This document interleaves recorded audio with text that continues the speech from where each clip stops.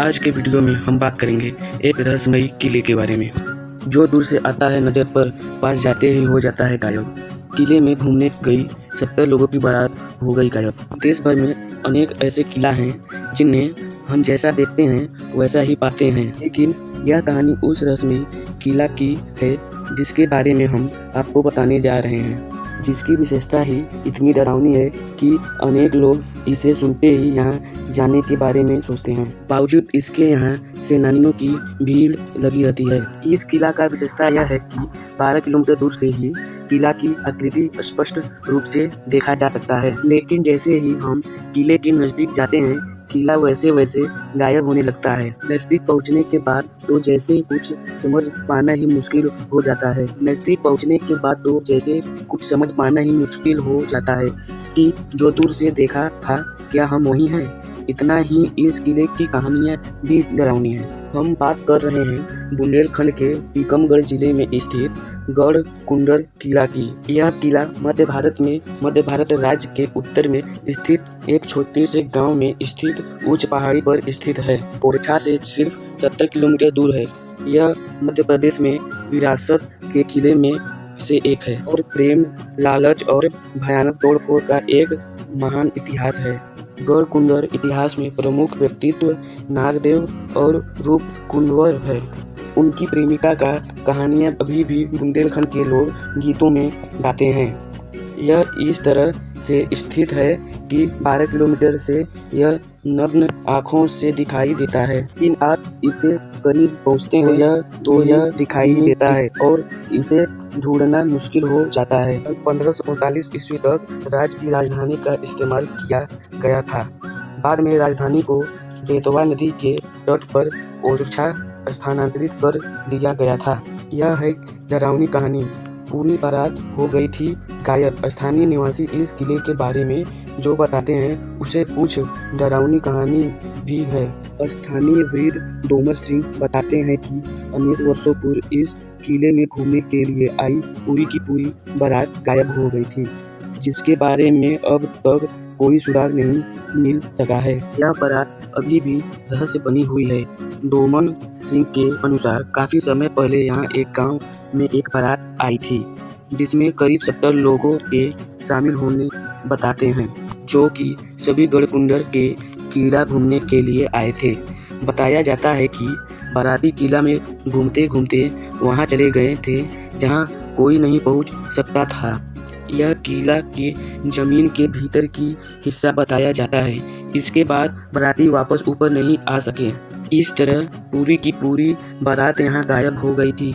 बताया यह भी जाता है कि इस घटना के बाद जमीन से जुड़े दरवाजों को बंद कर दिया गया था। गढ़ कुंडर के रहस्यों के बारे में ग्रामीणों द्वारा और अधिक तो बताया गया, लेकिन इशारों में इतना जरूर कह दिया कि किला रहस्य में भरा हुआ है। किले की एक और विशेषता है कि भूल भुलैया और अंधेरों के कारण दिन में भी यह किला डरावनी लगती है। गढ़ के महल के नाम से भी जाना जाता था। प्राचीन खेत सिंह न केवल पृथ्वीराज चौहान के प्रमुख है, बल्कि एक करीबी दोस्त भी थे।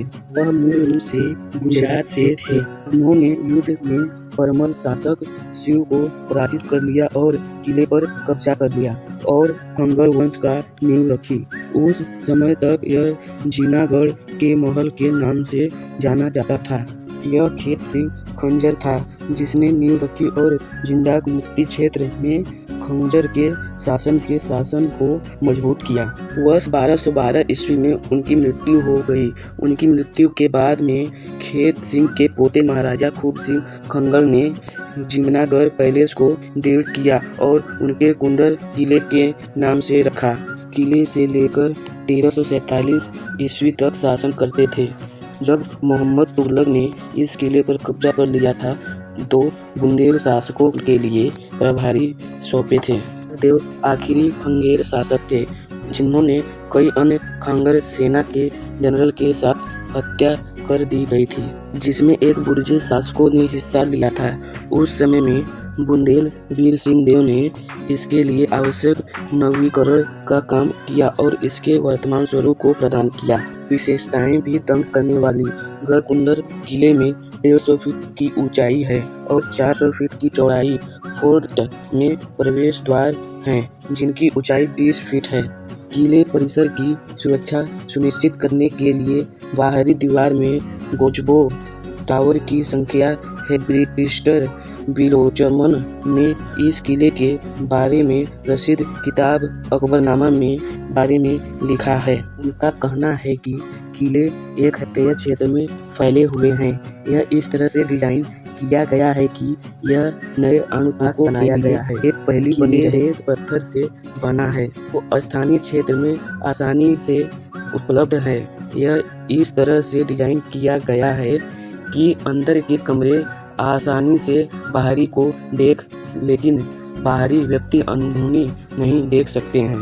किले में कुछ चट्टानों और खंभे पर शिलालेख पा सकते हैं। एक बार जब आप गढ़कुंदर किले में प्रवेश करते हैं तो बाईं तरफ एक छोटा सैनिक बैठक होता है।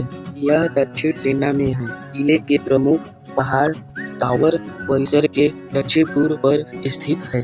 कुल किले स्तंभों पर खड़े हैं और बहुमंजिला किले परिसर है। प्रत्येक मंजिल के निर्माण में प्राकृतिक आकाश, जल आपूर्ति, घास का भंडार, शौचालय आदि के लिए विशेष ध्यान दिया गया है। खंडहर में बदल रहा स्वरूप, लेकिन पहचान काम नहीं। गढ़कुंदर का किला देख रेख के अभाव में दिन प्रतिदिन खंडहर में बदलता जा रहा है। धर के लालच में लोगों द्वारा इसमें जगह जगह खुदाई भी कर दी है, लेकिन इसकी पहचान पर अब तक कोई फर्क नहीं पड़ सका है। गढ़कुंदर का किला अब भी अपनी पहचान देश में बनाए हुए है। जैसे कि सभी ने इतिहास में पढ़ा, वही शान आज भी इसकी है। गढ़कुंदर किला चढ़ला, बुदेला और खंगर जैसे बुंदेलखंड शासकों के अधीन रहा। प्रकाश में आया जब 1180 ईस्वी में राजा पृथ्वीराज चौहान के प्रमुख खेत सिंह खागर ने अपनी राजधानी यहाँ बनाने की योजना बनाई। गढ़कुंदर किले के महत्वपूर्ण पर्यटक आकर्षक हैं। मनोहर मंदिर, रानी का महल, अंधारकोट, स्टोरेज हाउस, इसकी पहचान पर अब तक कोई फर्क नहीं पड़ सका है। गढ़कुंदर का किला अब भी अपनी पहचान देश में बनाए हुए है। जैसे कि सभी ने इतिहास में पढ़ा, वही शान आज भी इसकी है। गढ़कुंदर किला चढ़ला, बुदेला और खंगर जैसे बुंदेलखंड शासकों के अधीन रहा। प्रकाश में आया जब 1180 ईस्वी में राजा पृथ्वीराज चौहान के प्रमुख खेत सिंह खागर ने अपनी राजधानी यहाँ बनाने की योजना बनाई। गढ़कुंदर किले के महत्वपूर्ण पर्यटक आकर्षक हैं। मनोहर मंदिर, रानी का महल, अंधारकोट, स्टोरेज हाउस, राजमहल, नरसिंह मंदिर, सिद्ध बाबा स्थान, रिसाला, दीवाने आम, दीवाने खस, घोड़ा अस्तबल, जेलघर, मोती सागर, राव सिया हाउस आदि। इसी तरह हम भी पास के पर्यटन बिंदुओं पर जा सकते हैं, जैसे नीमा शहर, गढ़ी हाथिया किला आदि। उनके स्थानीय देवी महामाया गरीब वासिनी का एक महत्वपूर्ण मंदिर है, जिसे स्थानीय लोगों के बीच बेहद माना जाता है। यहाँ एक पानी की टंकी भी मंदिर के करीब सिंह सागर टैंक में मौजूद है। के उत्तर पश्चिम में बेतवा नदी उमीर की दूरी पर बहती है। हर सोमवार एक स्थानीय बाजार दिन होता है। के उत्तर पश्चिम में बेतवा नदी उमीर की दूरी पर बहती है। हर सोमवार एक स्थानीय बाजार दिन होता है, जिस पर स्थानीय लोग खरीदारी करने के लिए एकत्रित होते हैं। तो उनके रिवाज, अनुष्ठान, स्वाद आदि को समझने के लिए एक अच्छा दिन है। अक्टूबर से जनवरी तक यहाँ अधिकांश लोगों की भीड़ पहुँचती है। तो आज का वीडियो यहीं पर समाप्त होता है। अब मिलेंगे अगले वीडियो में, तब तक के लिए धन्यवाद।